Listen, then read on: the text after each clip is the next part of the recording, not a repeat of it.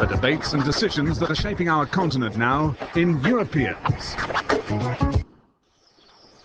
Eugeniusz Temkin is worried. He's Polish and Jewish and lives in Warsaw. For him, the writing on the wall is clear.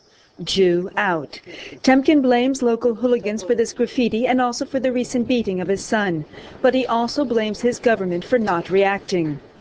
Last month, this former dissident voiced his complaints in a letter to the Prime Minister, which was published in one of Warsaw's daily papers.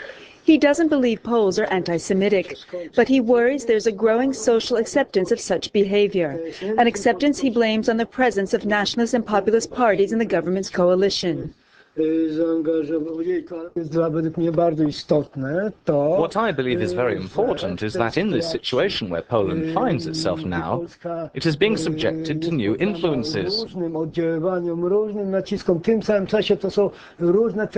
in these influences there are different trends which are contradictory and which obstruct each other.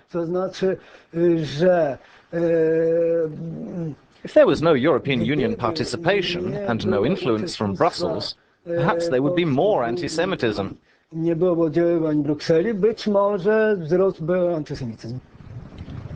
last month, the European Parliament tested this influence. It passed a resolution expressing general alarm at an increase of racism, xenophobia, and homophobia in Europe. Poland was singled out, not for its people, but for certain political parties, namely the League of Polish Families. The resolution claimed its leaders incited people to hatred and violence.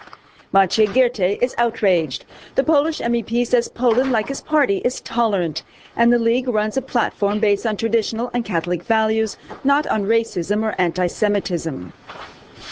We are not hiding our views.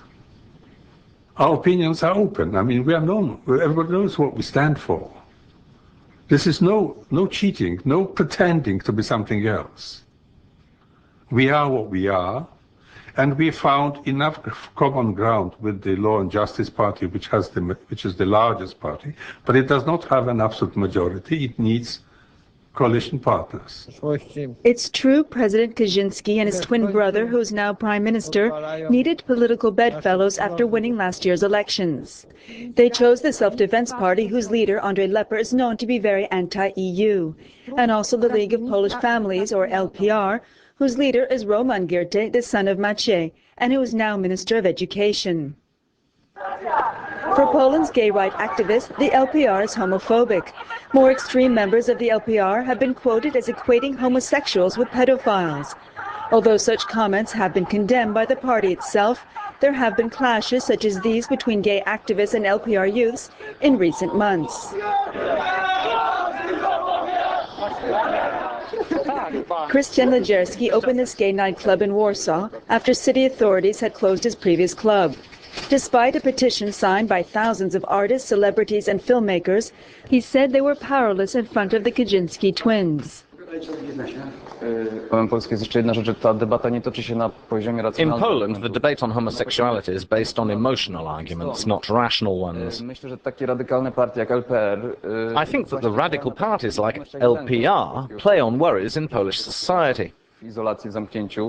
Taking into consideration that the Poles are very religious, that frightens people who would not normally be homophobic or nasty towards homosexuals. It's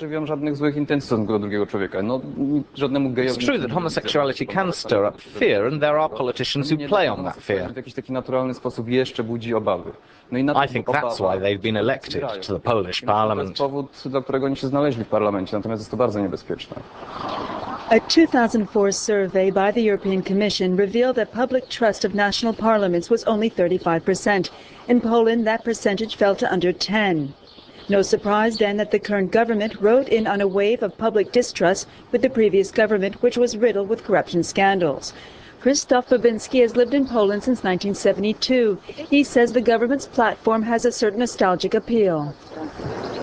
It wants to have a counter-revolution in morals. It wants to take the country back to maybe a time which didn't really exist, when, you know, the family was respected and you didn't have people demonstrating their sexual preferences in the street, and anti-Semitism didn't come into this, of course. But it's a very conservative message, and they are trying to bring about a conservative revolution.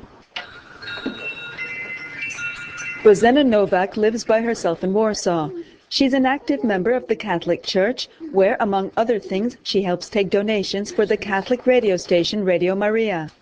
The station was founded by a priest named Father Tadeusz Rydzyk, but it's not without controversy. It's been accused of mixing politics and religion. Its listeners were seen as a key vote for the current government. Yet for Bożena, this radio has brought back the voice of the Catholic Church after decades of communist rule. Radio Maria to prawda o. Radio Maria is the truth. It's God's truth about the fatherland and about oneself. It's perhaps that which attracts people to this station, because we, over the years, have been on the side of truth, and this truth has very often gone unrecognized. And here, there is the truth. A tu właśnie jest prawda. But for critics of Radio Maria, sometimes that truth can border on anti-Semitism and homophobia.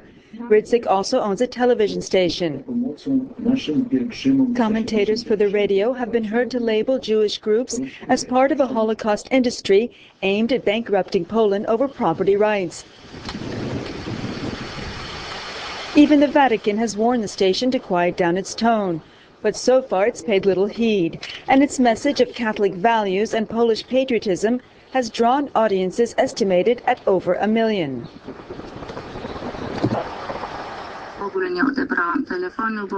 Jakub Janewski is a radio journalist who recently revealed that he is gay.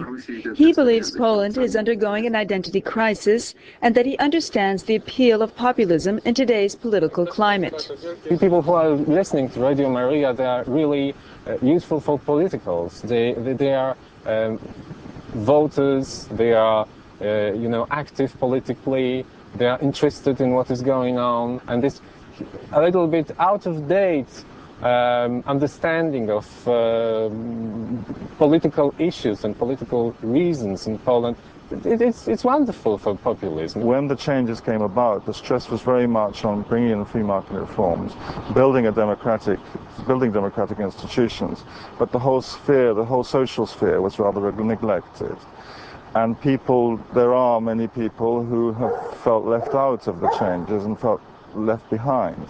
And that is where the support for populism in our countries is coming from. Populism and politics. For some, it's a natural course of events in countries faced with today's globalization.